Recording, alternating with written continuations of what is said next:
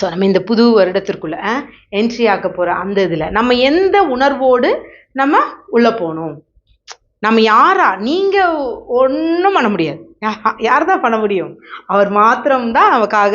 ஆனால் அவரோடு இணைந்து செயல்படுவது தான் நமக்கானது. நம்ம இணையாட்டி அவர் ஒன்றும் என்ன பண்ண முடியாது. He won't bring us a change. So இந்த பண்டிகைகள் எல்லாம் முடிஞ்சு யூதர்கள் இன்னொரு பண்டிகை, இது இந்த நாட்களில் யூதர்கள் என்ன பண்டிகை கொண்டாடிட்டு இருப்பாங்கன்னா ஹனுக்கா. சொல்லுங்க. ஹனுக்கா அப்படின்னா டெடிகேஷன், ஒரு பிரதிஷ்டை பண்டிகை. டெடிகேஷன் இல்லைன்னா ஃபீஸ்ட் ஆஃப் லைட்டுன்னு சொல்லுவாங்க. Feast of light. இந்த பண்டிகை பார்த்தீங்கன்னா எங்கே இல்லை அப்படின்னா பழைய ஏற்பாட்டில் ஆண்டவர் சொன்ன அந்த 7 பண்டிகைகளில் இல்லை. ஆனால் இந்த பண்டிகை கிட்டத்தட்ட கிறிஸ்துவுக்கு முன்பாக 176 பிசிக்கு அப்புறம், அந்த 75 பிசிக்கு அப்புறம்தான் இந்த ஹனுக்கா பண்டிகை இணைக்கப்பட்டது. ஆனால் இந்த பண்டிகையும் ஏன்னா அந்த ஆலயம் என்ன, சாலமோன் கட்டிய தேவாலயம் இடிச்சிட்டாங்க. சீரியல் டோட்டலாக என்ன பண்ணிட்டாங்க, அந்த காலத்தில் இடிக்கப்பட்டிருந்த ஆலயத்தை தான் இவங்க என்ன பண்ணாங்க, மீண்டும் எழுப்பி கட்டினார்கள். அப்போ தான் இந்த ஆலயம் அவங்களுக்கு ரொம்ப ஸ்பெஷல்ன்றதுனால அந்த நாளில் இதை கொண்டாடுவதற்கும் ஒரு காரணம் இருக்குது. ஸோ இதோட ஹிஸ்ட்ரி உங்களுக்கு வேணுமா? கதை வேணுமா? கதை சொல்லலாமா? So it's a dedication festival. இந்த பண்டிகை கொண்டாடுறதுக்கு முன்னாடி இது எங்கே இருக்குன்றதை வாசிச்சுட்டு அப்புறமா உங்களுக்கு இதை நான் சொல்ல கடமைப்பட்டிருக்கேன். யோவான் 10வது அதிகாரம் 22, 23, 24. பின்பு எருசலேமிலே தேவாலய பிரதிஷ்டை பண்டிகை வந்தது, மாரி காலமுமாய் இருந்தது. இயேசு தேவாலயத்தில் சாலமோனுடைய மண்டபத்திலே உலாவிக் கொண்டிருந்தார். அப்பொழுது யூதர்கள் அவரை சூழ்ந்து கொண்டு, எதுவரைக்கும் எங்கள் ஆத்மாவுக்கு சந்தேகம் உண்டாக்குகிறீர்? நீர் கிறிஸ்துவானால் எங்களுக்கு தெளிவாய் சொல்லும் என்றார்கள். அப்போ நம்மால் அங்கே ஒரு வம்பு இழுத்துட்டு இருக்கிறாரு. ஜீசஸ் என்ன பண்ணிட்டு இருக்கிறாரு? அவங்கள ஒரு குழப்பிட்டே தான் இருக்கிறாரு. கிட்டத்தட்ட நீங்கள் 7வது அதிகாரத்தில் 7ன்னு நினைக்கிறாமா, 7வது அதிகாரத்தில் தான் ஜீசஸை அவருடைய சகோதரர்கள் இப்படியெல்லாம் கலிலேயாவில் செஞ்சுட்டு இருக்கும்போது, நீ ஏன் இங்கே செய்கிற? நீ பெரிய ஆளாகணும்னா எங்கே போ, இந்த கூடார பண்டிகை நடக்குது யூதர்களோட, அங்கே போய் அற்புத அடையாளம் செய், அங்கே உன்னை வெளிப்படுத்து அப்படின்னு சொல்லுவாங்க. அங்கே ஆண்டவர் இது இல்லாமல் அவர் திருப்பி என்ன பண்ணுவார், மறைவாய் கிளம்பி எப்போ நடக்கும்போது, கூடார பண்டிகை நடக்கும்போதே எங்கே வந்துட்டாரு, எருசலேமுக்கு வந்துட்டாரு. ஆனால் எருசலேமுக்கு கூடார பண்டிகைக்கு வந்தவர் மீண்டும் எங்கே போகலை, கலிலேயாவுக்கு திரும்ப செல்லவே இல்லை. அப்போ அந்த 7வது அதிகாரத்திலேருந்து நீங்கள் பார்த்தீங்கன்னா ஆண்டவர் தன்னை யாருன்றதை அவங்களுக்கு சொல்லிக்கிட்டே இருப்பார். இங்கே சொல்லுவார், ஒரு அற்புதத்தை செய்வார், அப்புறம் மேலே ஒலிவமலைக்கு போவார், திருப்பி கீழே இறங்கி வருவார், ஒரு அற்புதத்தை செய்வார், அது எங்கே போவார், ஜெபாலயத்துக்கு தான் போவார், அங்கே போய் அவங்கக்கிட்ட முன்னாடி பிரசங்கிப்பார். இப்படியே தான் பண்ணிட்டு இருப்பாங்க. இப்படி இருக்கும்போது தான் அந்த பிரதிஷ்டை பண்டிகை வந்துடும். இந்த கூடார பண்டிகைக்கும் பிரதிஷ்டை பண்டிகைக்கும் இருக்கிற நாட்கள் எவ்வளோனா 3 மாத காலம்.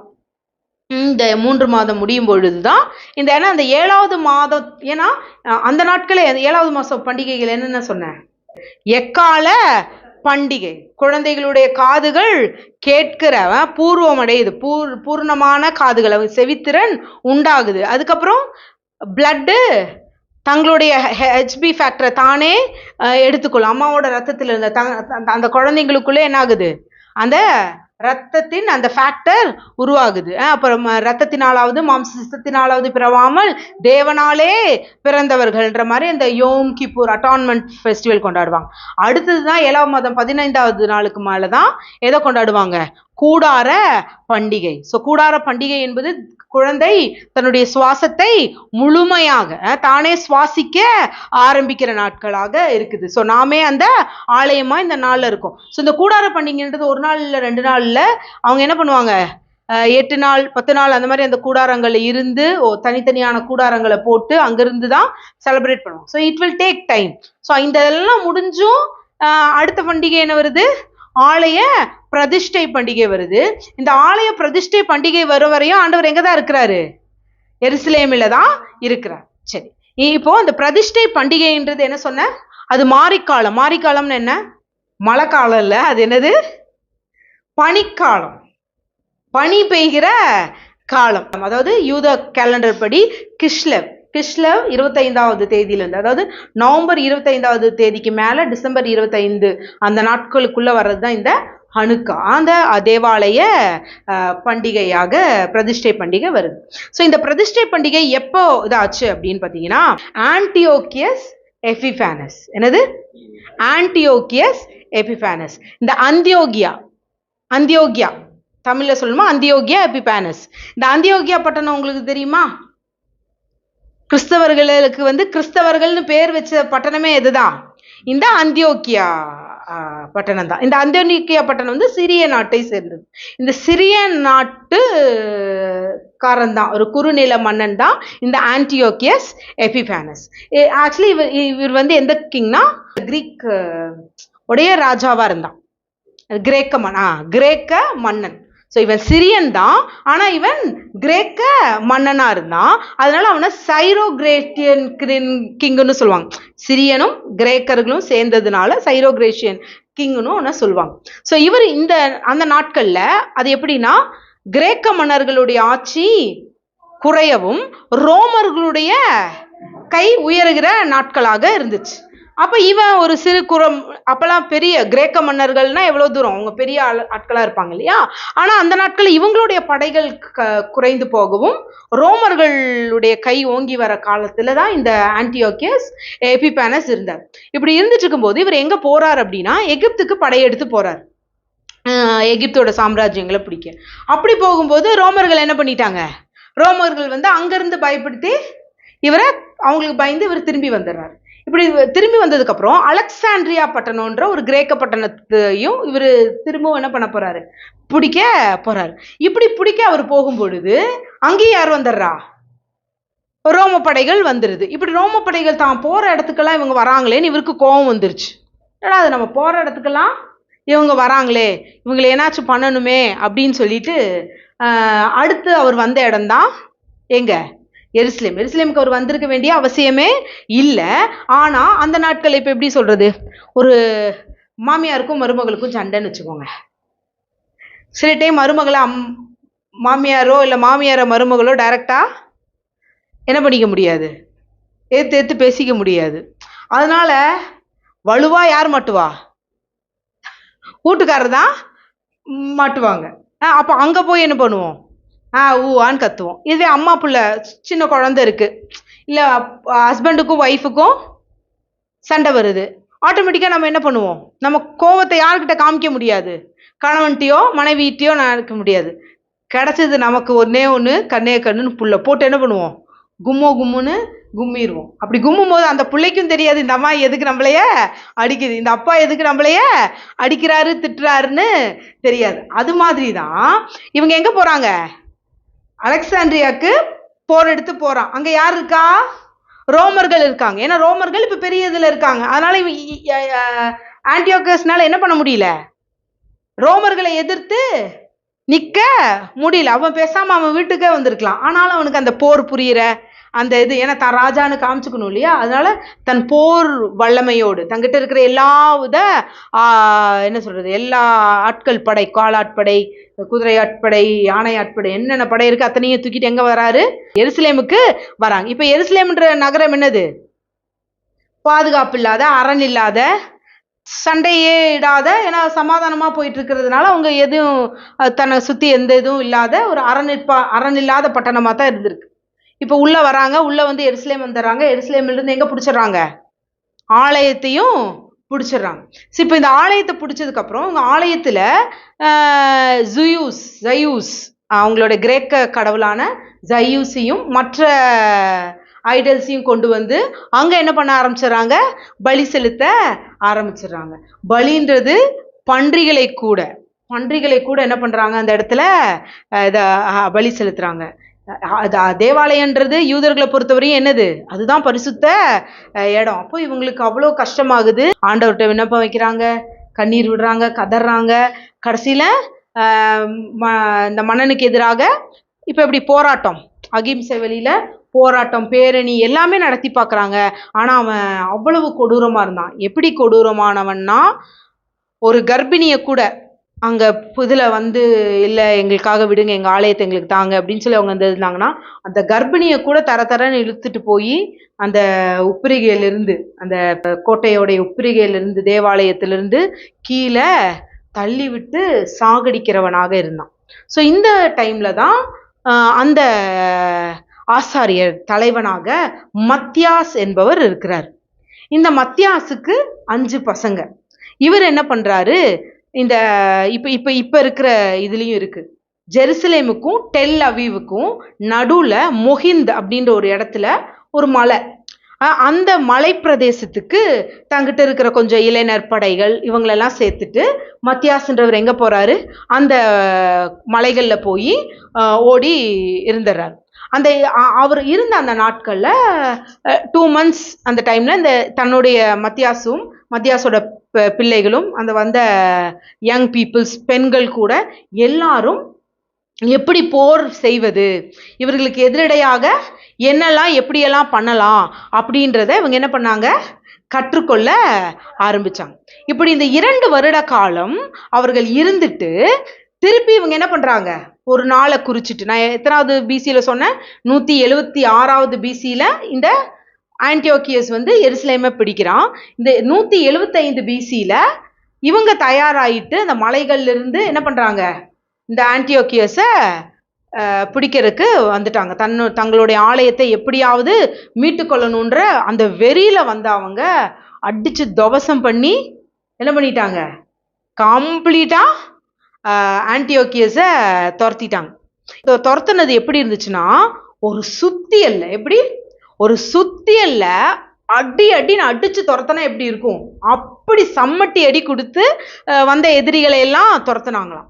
அப்படி துரத்தப்பட்ட அந்த ஆன்டியோக்கியஸ் அவருக்கு வந்து பைத்தியமே பிடிச்சிருச்சான். பைத்தியம் பிடிச்சி 5 வருஷ காலம் பைத்தியமா இருந்து இறந்து போனதா சரித்திரம் சொல்றாங்க. ஸோ இப்படி அந்த சுத்தியல் அடி போல சுத்தியல் அடிச்சு அவங்க அந்த நாட்டை பற்றியதால, ஆக்சுவலி இப்போ சொல்லல மறந்துட்டேன் பாருங்க, இந்த மத்தியாசுக்கும் 5 பசங்க இருந்தாங்க இல்லையா, இந்த மத்தியாசுடைய பையன் தான் ஹெகூதா, யூதா, தமிழ்ல சொல்லும் பொழுது யூதா.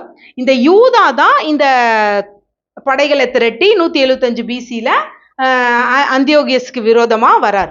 ஆனா அவர் பேர் என்ன, யூதா. ஆனா இவர்கள் எப்படி அடிச்சாங்களாம், ஒரு சுத்தியல்ல, ஒரு ஹாமர்ல எப்படி ஒரு எதிரியை துரத்தி அடிப்போமோ அந்த சம்மட்டி அடி போல கொடுத்து அவர்களை துரத்தியதுனால அவங்களுக்கு ஒரு பேர் வந்துச்சு, மக்காபியர்கள். மக்காபி அப்படின்னா சுத்தியல்னு அர்த்தம். மக்காபின்னு என்னது, சுத்தியல்னு அர்த்தம். அதனாலதான் அவர் பேரு யூதா மக்காபி அப்படின்னு இருக்கும். மேக்கபஸ், இங்கிலீஷ்ல சொல்லும் பொழுது மேக்கபஸ். இந்த நீங்க வந்து நம்ம ரோமன் கேத்தலிக் பைபிள்ல பாத்தீங்கன்னா 1576 ஆண்டு கிறிஸ்துவுக்கு பின் 1576வது ஆண்டுல ஒரு 6 புத்தகங்கள் ரோம கத்தோலிக்க திருச்சபையோட புக்ல இணைக்கப்பட்டுச்சு. அந்த இணைக்கப்பட்ட அந்த 6 புக்ல 2 புக் என்னன்னா, 1ஆம் மக்காபியர், 2ஆம் மக்காபியர்னு 2 புக்கு இருக்கு. அந்த 1ஆம் மக்காபியர் 4வது அதிகாரம் 19வது அதிகாரத்துல அப்புறம் பாத்தீங்கன்னா இந்த அனுக்கா பண்டிகையை எப்படி அவர்கள் ஆசரித்தார்கள் அப்படின்றது விளக்கங்கள் இருக்கு. இதுல என்ன 2-3 பேர், இந்த ஜோசபஸ்ன்றவரெல்லாம் 2 புக் எழுதியிருக்கிறது, wars of Jews, the antiquities of ஜூஸ்ன்ற அந்த புக்ஸ்ல எல்லாம் இந்த அனுக்கா பண்டிகைகளை குறித்து சொல்லப்பட்டிருக்கு. ஸோ இப்போ நமக்கு அது தேவையில்லை. ஆனா இந்த பண்டிகை எப்படி வந்தது, இப்ப என்ன பண்ணிட்டாங்க, சுத்தியல் அடிச்சு 175வது பிசியில மீண்டுமா எருசலேமை தங்கள் பக்கமாக இழுத்து கொண்டாங்க.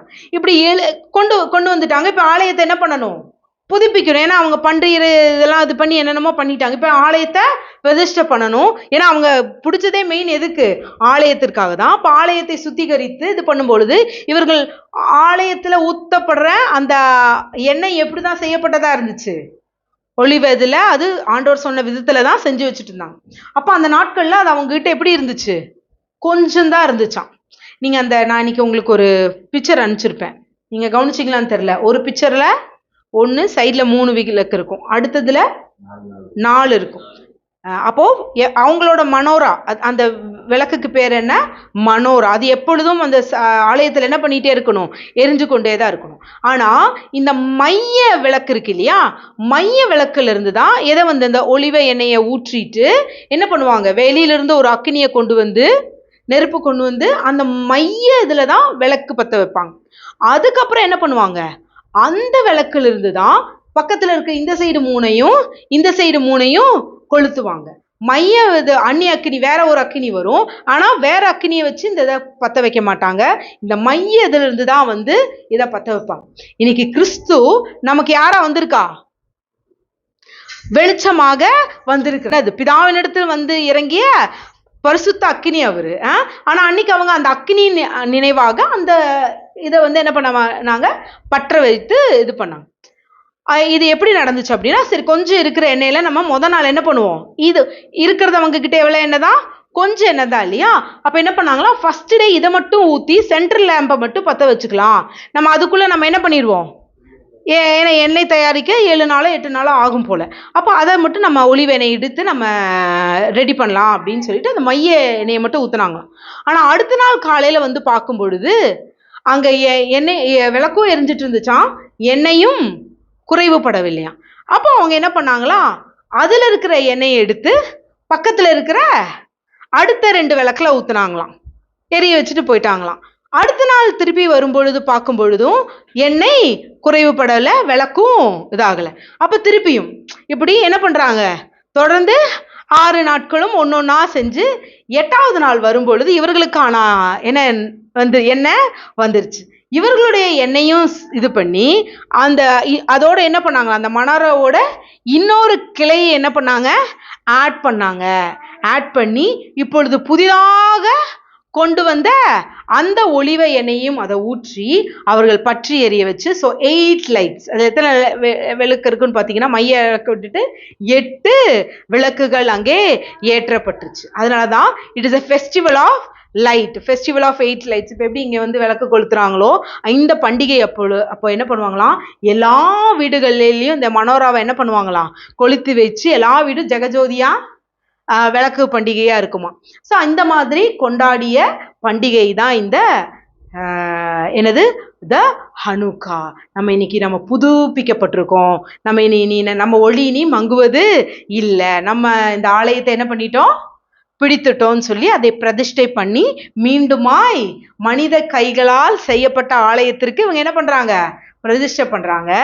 இதை அடையாளப்படுத்துறதுக்கு தான் ஆண்டவர் இந்த 7வது அதிகாரத்துல இருந்து பாத்தீங்கன்னா, ஆண்டவர் தான் யார் என்பதை இவர்களுக்கு என்ன பண்ணிட்டே இருந்திருப்பாரு, வெளிப்படுத்திட்டே இருந்திருப்பாரு. நீங்க 7வது அதிகாரம் 20வது வசனத்துல பாத்தீங்கன்னா, நீங்க என்ன கொலை செய்ய ஏன் தேடுறீங்கன்னு.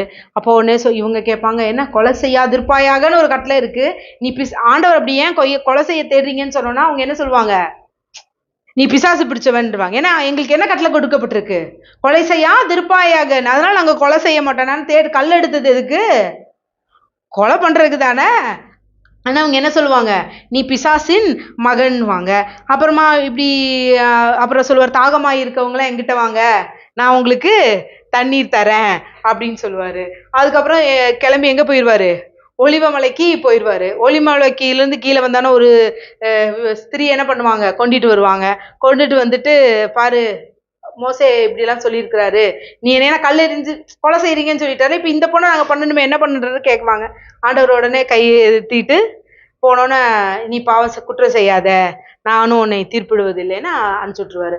அப்பவும் இவங்களுக்கு என்ன வந்துடும், இதனை வேற மாதிரி ஒன்று பேசிட்டு இருக்கிறாருன்னு சொல்லிட்டு அதுக்கப்புறம் என்ன சொல்லுவார், நானே இந்த உலகத்தின் ஒளின்வர். அப்புறம் இன்னும் அழகா சொல்வாரு, நீங்க என்ன ஆபிரகாம் பிள்ளைன்ற, நான் ஆபிரகாமுக்கு நானே தேவனா இருக்கிறேன் போது என்ன உனக்கு இன்னும் 50 வயசு கூட ஆகல, நீ எப்படி ஆபிரகாமுக்கு தேவனா இருக்கலாம் அப்படின்னு சொல்லி இப்படி இவர்களை குழப்பும் விதமாக ஆண்டவர் நிறைய இதை உங்களுக்கு என்ன பண்ணிட்டே இருப்பாரு, போட்டுக்கிட்டே இருப்பாரு. 8வது அதிகாரம் 9, 10, 10வது அதிகாரத்துல எல்லாம் வந்து பாத்தீங்கன்னா 10ல் என்ன சொல்வாரு, ஆடுகள் என் சத்தத்தை கேட்க, நான் பிதாவிட்டு இருந்து வந்திருக்கேன், நீங்களாம் எங்க இருந்து, நீங்க தான் பிசாசு பிள்ளைங்க, நான் வந்து வானத்திலிருந்து வந்த அப்பம் அப்படின்வாரு. ஆடுகள் என் சத்தத்தை கேட்கும், நானும் பிதாவும் ஒன்றா இருக்கும், ஆடுகள் என் சத்தத்தை அவங்க என் பின்னாடி வருவாங்க. இப்படி அவங்கள என்ன பண்ணிட்டே இருக்கிறாரு, கன்ஃபியூஸ் பண்ணிட்டே இருந்ததுனால, நீர்தான் கிறிஸ்துவான்னு எங்களுக்கு என்ன பண்ணு, தெளிவாங்க சொல்லுன்னு சொல்லிதான் இவங்க இங்க கேட்பாங்க. அப்ப அந்த விளக்குகள் எல்லாம் பார்க்கும் பொழுது ஆண்டவர் அங்க அவங்களுக்கு என்ன சொல்றாரு, நானே மெய்யான ஒளி, நானே உலகத்திற்கு வந்த மெய்யான ஒளி. இப்போ அவங்க ஃபுல்லா விளக்கு, நீங்க யோசிச்சு பாருங்க, ஃபுல்லா ஒரு கடவுளை வச்சு ஒரு விளக்கை ஏற்றிட்டு இருக்கும்போது, இல்லைங்க நாங்க தாங்க ஒளி, நீங்கெல்லாம் இருள்னா உங்களுக்கு எப்படி இருக்கும் இல்லையா? அதே மாதிரிதான் ஜீசஸ் அங்க வம்பு பிழுத்துட்டு இருந்தாரு. அவர் என்ன சொல்றாருங்க, நானே மெய்யான ஒளி. ஆனா அவர் உண்மையை தான் பேசுறாரு. இதெல்லாம் உனக்கு என்னது, இன்னைக்கு வச்சு நாளைக்கு என்ன ஆயிரும், மங்கி போயிரும். ஆனா நானே வானத்திலிருந்து வந்த மெய்யான, பிதாவின் இடத்திலிருந்து வந்த மெய்யான ஒளின்னு தன்னைய அர்ப்பணிக்க, நானே உலகத்திலிருந்து. நீங்க இந்த அவங்க என்ன பண்றாங்க, பிரதிஷ்டை பண்றாங்க, டெடிகேட் பண்றாங்க. ஆனா இப்ப யாருடைய டெடிகேஷன்ல இருந்து தான் நம்ம புதுப்பிக்கப்படுவோம்? டெடிகேஷன் எதுக்கு பண்றாங்க? ஹனுக்கா எதுக்கு கொண்டாடுனாங்க? புதுப்பிக்கப்படுவதற்காக கொண்டாடுனாங்க. அப்போ நமக்காக ஒரு டெடிகேஷன் நடந்துச்சு சிலுவையிலே. சோ இவர் மூலியமாக தான் நானும் நீங்களும் என்ன பண்ணப்பட முடியும், புதுப்பிக்கப்பட முடியும். சோ இந்த வெளிச்சம், இவர்கள் சொன்ன அந்த மனோராவிலிருந்து வருகிற வெளிச்சம் என்ன ஆயிரும், மங்கி போயிரும். ஆனா என்னிடத்திலிருந்து வாங்குற உன்னுடைய ஒளி எப்போ என்ன ஆகாது, மங்கவே மங்காது. ஒரு பாட்டை பாடின, என் விளக்கை ஏற்றினீரே, என் இருளை அகற்றினீரே. அவர் ஒரு தடவை உங்களுக்குள்ள தன் விளக்கை ஏற்றி விட்டால் அவர் எப்பொழுதும் என்ன பண்ண மாட்டாரு, அணைக்கவே மாட்டார். சோ அந்த வெளிச்சத்துக்கு பேர் என்னவா, எஹியோர். என்னது, ஹெஹியோர். அப்படி ஒரு வெளிச்சமாக அவர் நமக்குள் வந்தார். வாசிங்க யோவான் 1:9. உலகத்திலே வந்த எந்த மனுஷனையும் பிரகாசிப்பிக்கிற ஒளியே அந்த மெய்யான ஒளி. ஃபுல்லா லைட்டா இருக்கு. இப்போ எங்க எருசலேம்ல வீடு வீடா என்ன சுத்தி போட்டிருக்காங்க, பிரதிஷ்டை பண்டிகைக்காக 8 நாளும் விளக்கு ஏத்துவாங்க. அப்படி விளக்கு ஏத்திட்டு இருக்கிற அங்க ஜபாலயத்துல அவர் சொல்றாரு, யோவான் 8வது அதிகாரம் 12வது வசனம். மறுபடியும் இயேசு ஜனங்களை நோக்கி, நான் உலகத்திற்கு ஒளியாய் இருக்கிறேன், என்னை பின்பற்றுகிறவன் இருளிலே நடவாமல் ஜீவ ஒளியை அடைந்திருப்பான் என்றார். Don't follow that light.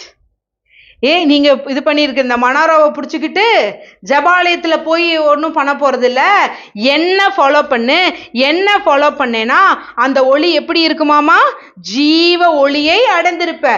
நீ கையில பிடிச்சிருக்கிற ஒளி என்ன ஆயிரும், அது அணைஞ்சு போயிரும். ஆனா நான் தான் உலகத்துக்கு வந்த மெய்யான ஒளி, என்ன பின்பற்றி வந்தேனா அந்த ஒளியில ஜீவன் இருக்கும் அப்படின்னு சொன்னாரு. அதான் உலகத்திற்கு வந்த மனிதனை பிரகாசிப்பிக்கிற மெய்யான ஒளிதான் யாரு, கிறிஸ்து. இதத்தான் யோவான் 1:9. உலகத்திலே எந்த மனுஷனையும் பிரகாசிப்பிக்கிற அந்த ஒளியே மெய்யான ஒளி. சோ இப்ப நீங்க தூக்கிட்டு வர லைட் எதை தான் பிரகாசிக்குது, கொஞ்ச நேரத்துக்கு ரோட்டை தான் பிரகாசிக்கும். ஆனா என்னிடத்திலிருந்து வருகிற ஒளி உங்களை பிரகாசிப்பிக்கும். சோ உங்களுக்குள்ள இனி இருள் இருக்கவே இருக்காது. அந்த வெளிச்சத்துல என்ன இருக்கா, ஜீவன் இருக்குது. சோ அந்த ஜீவன் எங்கெல்லாம் இருள் இருக்கோ அங்கெல்லாம் என்ன ஆகும், ஸ்ப்ரெட் ஆகி உங்களை வெளிச்சத்திற்குள் நடத்தும் அப்படின்றாரு. யோவான் 1:4. அவருக்குள் ஜீவன் இருந்தது, அந்த ஜீவன் மனுஷருக்கு ஒளியா இருந்தது. அப்போ ஜீவ ஒளி, எல்லாரும் சொல்லுங்களேன், ஜீவ ஒளி, ஜீவனுள்ள ஒளி. வார்த்தை மாம்சமாச்சு. அந்த வார்த்தை எங்கிருந்து வந்தது, வார்த்தை எப்போ வந்துச்சு, கிறிஸ்துமஸ் மெசேஜ். போன வருஷத்துல கிறிஸ்துமஸ் மெசேஜ் போய் கேட்கணும் நீங்க. வார்த்தை எப்படி வந்துச்சு, ஒளியாதான். லெட் தேர் பி லைட், அப்படி வெளிச்சம் உண்டாக கடவுள். தமிழ்ல பாத்தீங்கன்னா வெளிச்சம் உண்டாக கடவுதுன்னு இருக்கு. ஆனா இங்கிலீஷ்ல படும்போது வெளிச்சம் இருக்கட்டும்ன்றாரு. It is not created, it is come. அப்படியே வந்தது. அந்த வெளிச்சம் உருவாக்கப்பட்டு வரல, வெளிச்சம் பிதாவினிடத்திலிருந்து அப்படியே வந்தது. அந்த வெளிச்சத்தை பார்த்து ஆண்டவர் என்ன பண்றாரு, நல்லது என்று கண்டார். சோ வெளிச்சமானது வரும்பொழுது வெளிச்சத்துக்கும் இருளுக்கும் சம்பந்தம் இல்லாம அங்கேயே என்ன ஆயிடுச்சு, வெவ்வேறாக பிரிக்கப்பட்டுச்சு. சோ வார்த்தையாக இருந்தவர் என்னவா வந்தாரு, வெளிச்சமாக வந்தார். இந்த வெளிச்சம் தான் மரியாளினுடைய கர்ப்பத்துல வரும்பொழுது அங்க என்ன ஆகுது?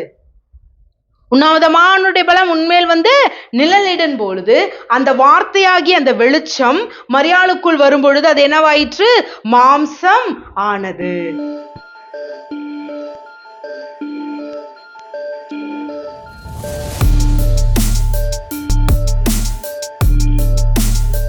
அந்த மாம்சம் வெளிப்பட்ட பொழுது அந்த மாம்சத்தில் இருந்த அந்த வெளிச்சத்தில் இருந்த ஜீவன் மனிதனுக்கு என்னவாயிருச்சு? இப்போ ஒளியானது.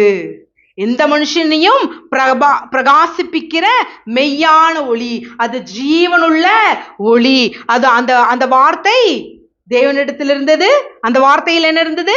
ஜீவன் இருந்தது. அது மனுஷருக்கு ஒளியாய் வந்தது. புரியுதா உங்களுக்கு? வார்த்தை என்னவா வெளிப்பட்டுச்சு? பூமியில வெளிச்சமா வந்துச்சு. அந்த வெளிச்சம் மரியாளின் வயிற்றுக்குள் வரும்பொழுது உன்னதமானவரின் பலம் உன்மேல் தங்கும்னு சொல்லி உள்ள வரும்பொழுது அது என்னவா மாறிற்று? மாம்சமானது. அந்த மாம்சம் வெளிப்பட்ட பொழுது எல்லா மனிதருக்கும் அது மெய்யான ஜீவ ஒளியாய் ஆயிற்று. சோ இத்தனை நாள் ஒரு ஒளின்னு கையில வச்சுட்டு போறாங்க. அந்த ஒளி அவர்களுக்கு என்னத்தை கொடுக்கல? ஜீவனை கொடுக்கல. இவர்கள் செய்யப்பட்ட பிரதிஷ்டை பண்டிகையினால வந்த அந்த வெளிச்சம் இவர்களுக்கு என்ன கொடுக்கல? வெளிச்சத்தை கொடுக்கல, நிரந்தர வெளிச்சத்தை கொடுக்கல. ஆனா ஆண்டவர் சொல்றாரு, நான் உங்களுக்காக என்னை அர்ப்பணிக்கிறேன், நான் உங்களுக்காக என்னை பிரதிஷ்டை பண்றேன்.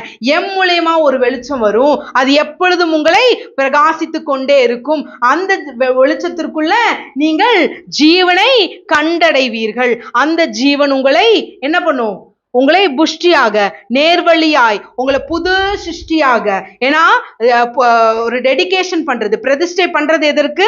புது துவக்கத்தை தருவதற்காக. கிறிஸ்து தம்மை தாமே ஒப்பு கொடுத்தார். அவர் எதற்காக ஒப்பு கொடுத்தார்? தன்னையே பழுதற்ற பலியாக ஒப்பு கொடுத்தார். அவருடைய பலியில இன்னைக்கு பரிபூரண பட்டு இருக்கோம். அந்த ஜீவன் நமக்கு மெய்யான ஜீவனாய், அது ஜீவனுள்ள ஒளியாய் இன்னைக்கு என்னையும் உங்களை என்ன பண்ணிட்டு இருக்கு?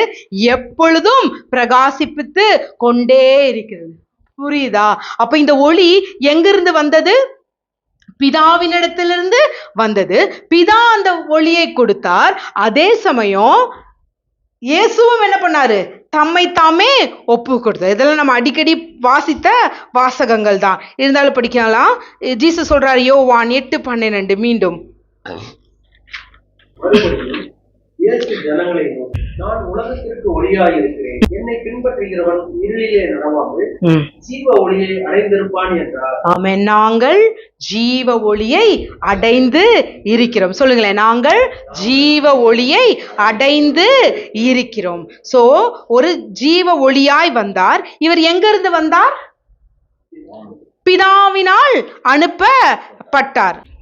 அதுக்குதான் சொல்றாரு யோவான் 8:42. இயேசு அவர்களை நோக்கி, தேவன் உங்கள் பிதாவாய் இருந்தால் என்னிடத்தில் அன்பாய் இருப்பீர்கள்.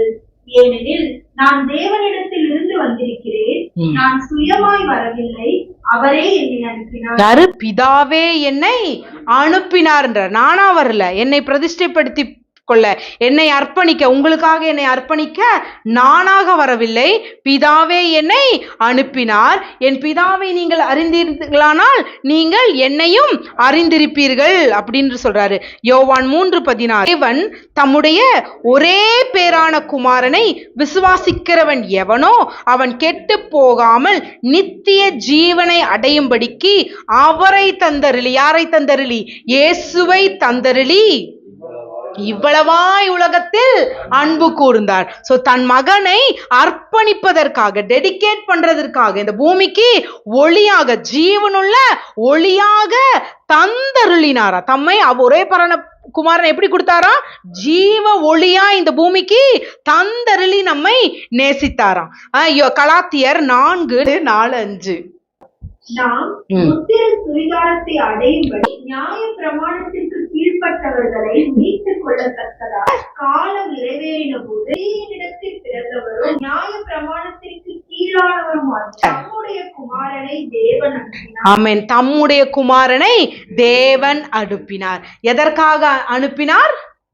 நாம் புத்திர சுவிகாரம் அடையும்படிக்கு, நியாயப்பிரமாணத்திற்கு கீழாக இருந்த நம்மை தம்முடைய புத்திரனாக, அடிமை வாழ்க்கையிலிருந்து நம்மை சுதந்திர வாழ்வு அடைவதற்காக, அந்த இருளில் இருந்த நம்மை, இருள்ன்றமை என்ன, இருள்னா என்னது, லைட் போடாம இருளியா இருந்தாங்க. அவர் அறிகிற அறிவுனால, அப்பா இப்படிப்பட்டவர்ன்ற அறிவு இல்லாததுனால அவங்க என்ன பண்ணிட்டே இருந்தாங்க, அதை பலி செலுத்தி அதை பண்ணி இதை பண்ணி எப்படியாச்சும் அப்பாட்ட வரணும்னு முயற்சிக்கிறாங்க. ஆனா ஒரு குற்ற உணர்வு அவங்களை என்ன பண்ணிட்டே இருந்துச்சு, பின்னாடி போயிட்டே இருந்தாங்க. அவங்களுக்கு தான் பிள்ளைன்றதே அவங்களுக்கு அறிவில்லை. அவர் யாரோ எஜமான் மாதிரியும், ஆண்டவர் எங்களை அடிச்சுட்டாருங்க, ஸோ அதனால அவருக்கு என்ன பண்றோம், பலி செலுத்துறோம். நாங்க அங்க நடந்து போறோங்க, இங்க முட்டி போட்டு நடந்து போறோங்க, நாங்க காவியை போட்டுக்கிறோங்க, வெள்ளை ட்ரெஸ்ஸை போட்டுக்கிறோங்க. இப்படி தங்களை ஒடுக்கிறது அப்பாவை பிரியப்படுத்துற வாழ்க்கைன்னு நினைச்சு இவங்க என்ன பண்ணிட்டே தான் இருந்தாங்க, அப்பாவை விட்டு தள்ளி போயிட்டே தான் இருந்தாங்க. அப்போ உன்னால நியாயப்பிரமாணத்தை நிறைவேற்ற முடியாது, நீ என்ன வாக்கு கொடுத்தாலும் உன்னால என்ன பண்ண முடியாது, செய்ய முடியாது.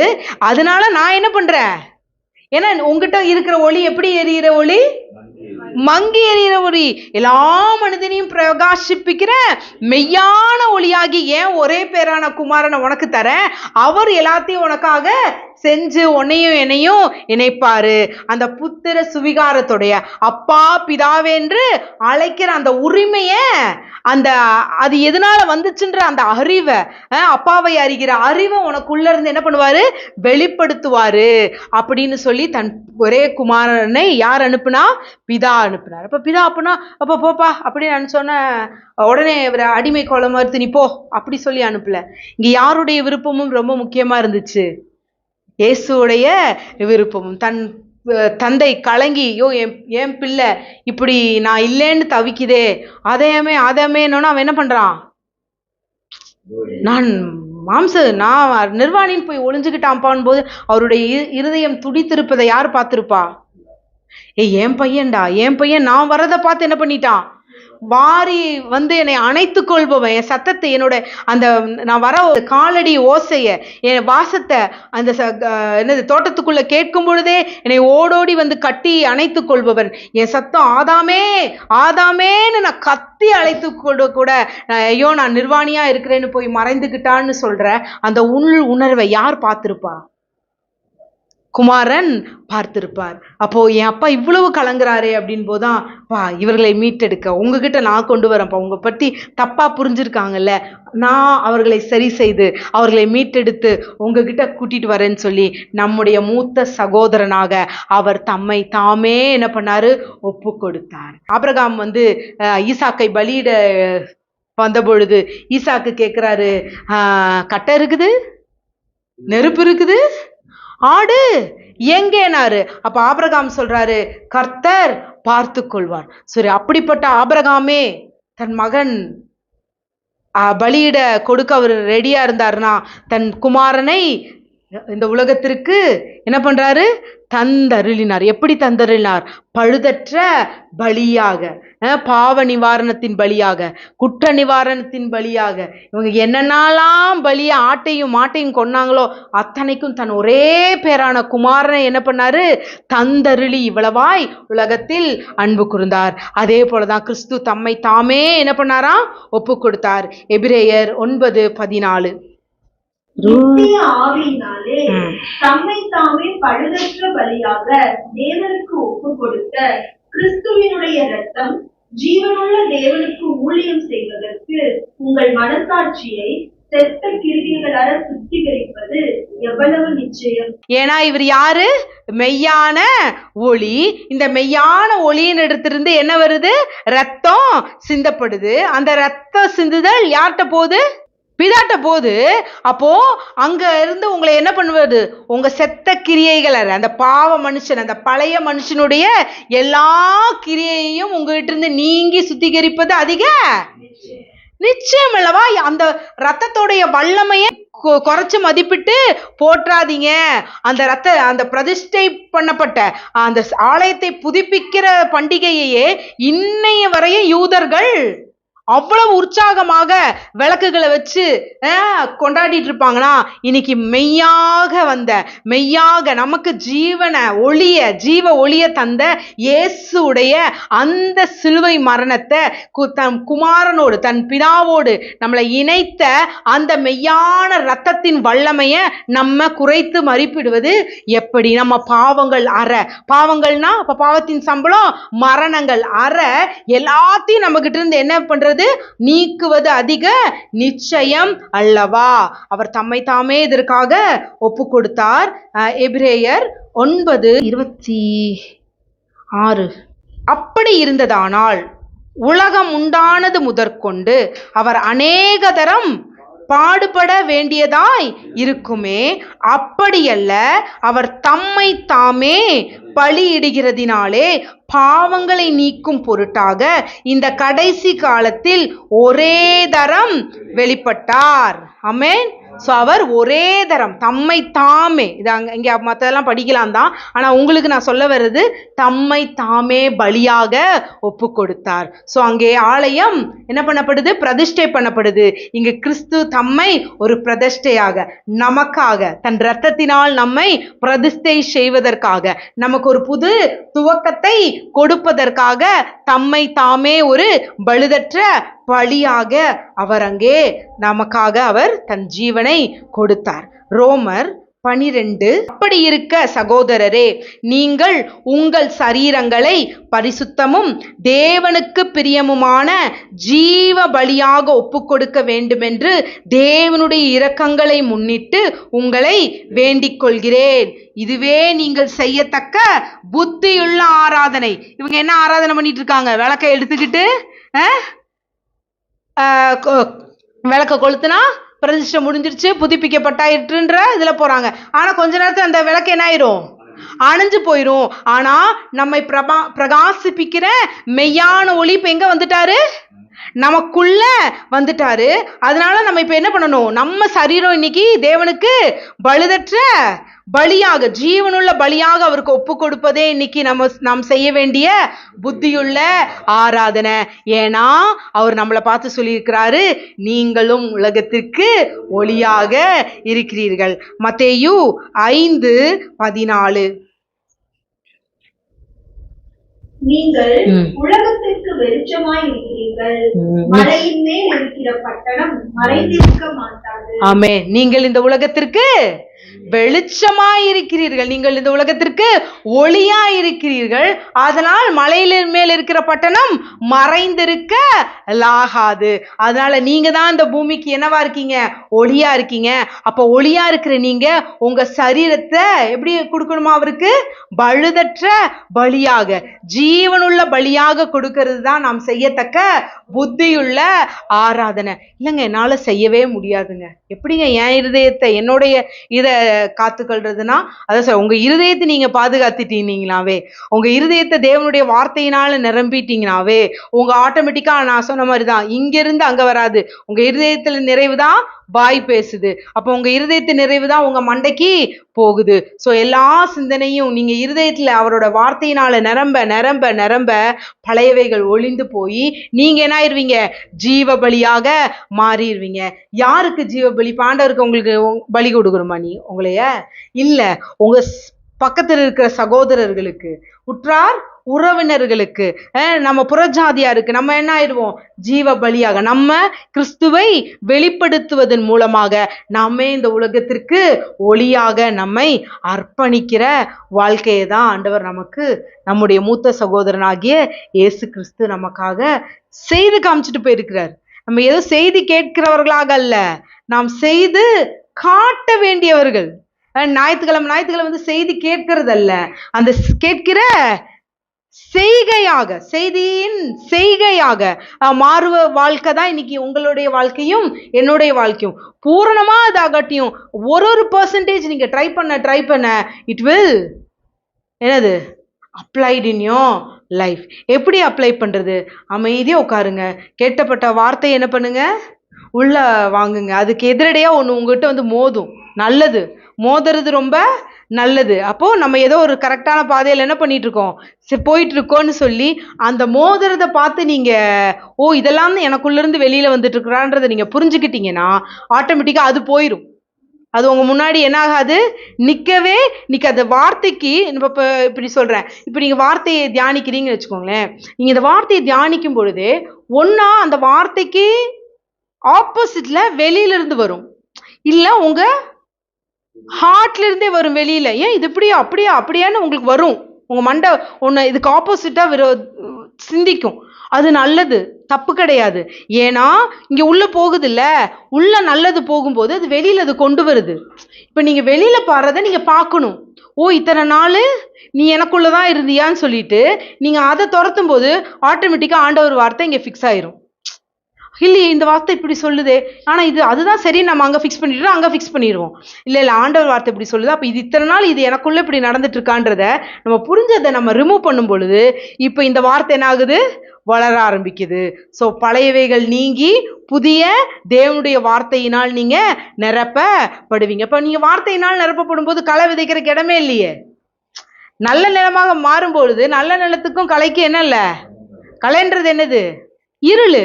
அப்ப இருளுக்கும் நமக்கும் சம்பந்தமே இல்லை. சோ நாம இந்த உலகத்திற்கு வெளிச்சமாக மாறுவதற்காக தேவன் தம்மை தாமே பழுதற்ற பலியாக ஒப்பு கொடுத்தார். அவர் வெளிச்சமாக மாறினாரு. அவர் வெளிச்சமாக மாறியதால் இன்னைக்கு நீங்களும் நானும் என்னவாதான் இருக்கோம், வெளிச்சமாக இருக்கும். சோ இன்னைக்கு ஹனுக்கா பண்டிகைய கொண்டாட வேண்டிய நபர் யாருதான், நம்ம தான். மெய்யான அணுக்கா அவங்க ஆலயத்துக்கு இது பண்ணி கொண்டாடுறாங்க. ஆனா இன்னைக்கு அவர் என்ன சொல்லிட்டார் நம்மள, நான் தங்குகிற ஆலயம் நீங்க. அந்த ஒளி நமக்கு என்ன கொடுத்திருக்கான், ஜீவனை கொடுத்திருக்கு. எந்த மனிதனையும் பிரகாசிப்பிக்கிற மெய்யான ஒளியானவர் இன்னைக்கு எனக்குள்ளும் உங்களுக்குள்ளும் தங்கி இருக்கிறார். அதனால அணுக்கா பண்டிகையை கொண்டாடுவதற்கு தகுதியானவர்கள் யாருதான், நீங்களும் நானும் தான். ஹாப்பி ஹனுக்கா சொல்லுங்களேன் பக்கத்துல, ஹாப்பி ஹனுக்கா. நாம் இயேசு கிறிஸ்துவின் ரத்தத்தினால் இன்று பிரதிஷ்டை செய்யப்பட்டு அவருடைய ரத்தத்தினாலே நம்ம இன்னைக்கு இந்த பூமிக்கு ஒளியாக மாறி இருக்கிறோம், இயேசுவின் நாமத்தினாலே. ஆமென். சோமனுவோமா. Thank you father. நன்றி செலுத்துறோம்ப்பா. நன்றி அப்பா. நீரே எங்களை பிரகாசிப்பிக்கிற மெய்யான ஒளியாய் இந்த பூமிக்கு வந்தீரப்பா. உண்மையே பழுதற்ற பலியாக ஒப்பு கொடுத்து இந்த நாள்ல அப்பா எங்களுடைய ஒளிக்கு காரணமாக எங்களுடைய பூரணமான மங்கி எரியாத ஒளியாய் எங்களை அனல் மூட்டி எழுப்ப எங்களுக்குள் உமது புதிய ஆவியானவரை எப்பொழுதும் தங்கி இருக்கும்படிக்கு, நாங்கள் இந்த பூமிக்கு வெளிச்சமாய் இருக்கும்படிக்கு அப்பா நாங்கள் இருக்க, எங்களோடு கூட தங்கி இருக்க நல்ல தேற்றரவாளனை எங்களுக்கு தந்ததற்காக உமக்கு நன்றி அப்பா. நன்றி செலுத்துறேன். இங்க வந்திருக்கிற ஒவ்வொருவரையும் உங்க கரத்துல ஒப்பு கொடுக்கிறேன். தகப்பனே, அந்த மெய்யான ஒளியில நடக்கத்தக்க கிருபையும் ஞானத்தையும் இவர்களுக்கு தந்திருப்பதற்காக ஸ்தோத்திரம். இவர்களை விட்டு எடுபடாத நல்ல பங்காய் நீர் இவர்களோடு கூடவே இருப்பதற்காக உமக்கு ஸ்தோத்திரம் அப்பா. தகப்பனே, இவர்களுடைய எல்லா இருளின் பகுதிகள் நீர் தந்த வெளிச்சங்களினால் உயிர்ப்பிக்கப்படுவதாக, வெளிச்சம் அடைவதாக. தகப்பனே, உம்மை அறிகிற அறிவில் இவர்கள் வளர தகப்பனே, எல்லா இருள் நீங்கி அப்பா அந்த உங்க ஒளி இவர்களுக்குள் பற்றி எரிவதாக. தகப்பனே, ஆவிக்குரிய மனுஷன் எப்பொழுதும் அனலாயிருக்கத்தக்கதாக தேவையற்றவைகளை பட்சித்து போட்டு அப்பா தகப்பனே தனக்குரியவைகளை தன் பக்கமாக ஈர்த்து கொள்ளுகிற அக்கினியாக இவர்கள் அனல் உள்ளவர்களாக மாற கர்த்தாவே எங்களை நாங்கள் அர்ப்பணிக்கிறோம். தகப்பனே, நீர் அப்படியே இந்த புது வருடத்திற்குள் எங்களை அப்பா அழைத்து செல்வதற்காக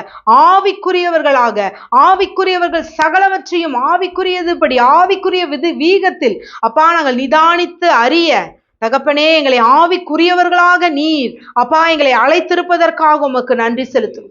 எல்லா துதி கன மகிமையும் உமக்கே செலுத்துகிறோம். இயேசுவின் நாமத்தில் ஜெபிக்கிறோம் நல்ல பிதாவே. ஆமென், ஆமென், ஆமென். கர்த்தராகிய இயேசு கிறிஸ்துவின் கிருபையும் தேவனின் அன்பும் பரிசுத்த ஆவியின் அந்யோன்ய ஐக்கியமும் இன்றும் என்றும் சதா காலங்களிலும் நம் அனைவரோடும் தங்கி இருப்பதாக. ஆமென். என் ஆத்மாவே கர்த்தரை ஸ்தோத்திரி, என் முழு உள்ளமே பரிசுத்த நாமத்தையே ஸ்தோத்திரி. என் ஆத்மாவே கர்த்தரையே ஸ்தோத்திரி. கர்த்தர் செய்த சகல உபகாரங்களையும் என்றென்றும் மறவாதே. ஆமென், ஆமென். God bless you.